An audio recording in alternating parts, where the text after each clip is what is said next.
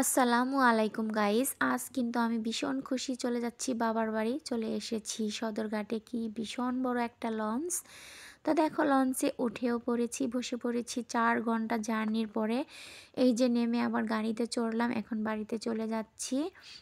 তো এই যে বাড়িতে এসেও পড়েছি, ব্যাগ ট্যাগ উলটপালট করে রেখে, প্রচুর খিদা লেগেছে। আম্মা রেডি করে রেখেছে খাবার, তো খাবারগুলো এখন খেয়ে নিব। খেয়ে তারপরে কিন্তু বিছনাদারি গোছগাছ করে রাতে ঘুমিয়ে পড়েছিলাম। এটা হচ্ছে তারপরের দিন সকালবেলা।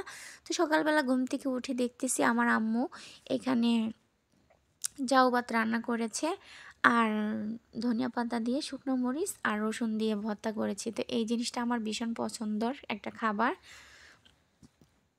তো খেয়ে নিচ্ছি। আর আমার বাচ্চারা খেয়েছে কিন্তু চিনি দিয়ে। তো আমার বাচ্চারা বলতে আমার 2টা বাচ্চা আর আমার বোনের 2টা বাচ্চা, তো ওরাও আমাকে আম্মু বলেই ডাকে। আমার কিন্তু অনেক ভালো লাগে। তো দেখো, এই যে সকাল সকাল আবার খাওয়া দাওয়াটা সেরে, কালকে তো জার্নি করার কারণে আর গোসল করা হয়নি। তো এখন 11টা বাজে, তো ভাবলাম একটু গোসলটা করে নেই, না হয়তো দেখা যায় শীত পড়ে যাবে।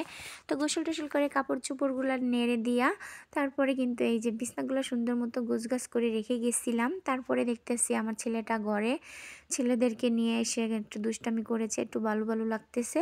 তারপরে আবার ঘরটা ঝাড় দিয়ে একটা ভিজা ন্যাকড়া দিয়ে ঘরটা একটু মুছে নিচ্ছি সুন্দর মতো। আর আমার জানো তো, গ্রামের বাড়ি তো এরকমই হয়, বালু তো থাকবে, এটা তো আর শহরের বাড়ি না। যত পরিপাটি করেই রাখো না কেন, একটু নোংরা হবেই। তো এখানে আমার ছেলেটা কি সুন্দর কতগুলো ফুল গাছ লাগিয়েছে। আর আমার মায়ের অনেকগুলা মুরগিতে বাচ্চা দিয়েছে, ঘরে বাইরে যেখানেই যাই তো শুধু মুরগি আর মুরগি, মাশাল্লাহ মাশাল্লাহ। আর এটা আমার মায়ের মুরগির ঘর, আর এটা হচ্ছে ছাগলের ঘর। আমার আম্মা গরু পালেন। আর এখানে আমার মেয়েটা কিন্তু কিছুক্ষণ আগে খেলা করেছিল, ধাবরানি দিচ্ছি আর চলে গেছে।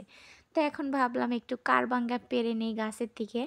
তো এটা হচ্ছে আমাদের একটা ছোটোখাটো কারবাঙ্গা গাছ। তো প্রচুর কারবাঙ্গা এসেছে, এখনও ছোট ছোট আছে। তো আমি একটু মরিচ লবণ নিয়ে এখানে বসে বসে দরজার সামনে মাখিয়ে খেয়ে নিচ্ছি। আমার আম্মাকে বললে আম্মা পাটাতে ফিশে দিত, আরও সুন্দর গুঁড়া হতো। তো মাকে আর বিরক্ত করলাম না, আমি নিজে একটু করে নিলাম।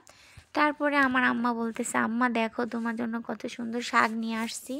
তো আমি তো অনেক খুশি, এই শাকগুলো দেখলে আমার এত ভালো লাগে, খেতেও ভীষণ ভালো লাগে। আর অন্য কোনো খাবার আমি চাই না, শুধু শাক। তো এখানে কিন্তু লাউ শাক, ডাঁটা শাক, ভুট্টার শাক, সাথে খুদরা শাক আছে।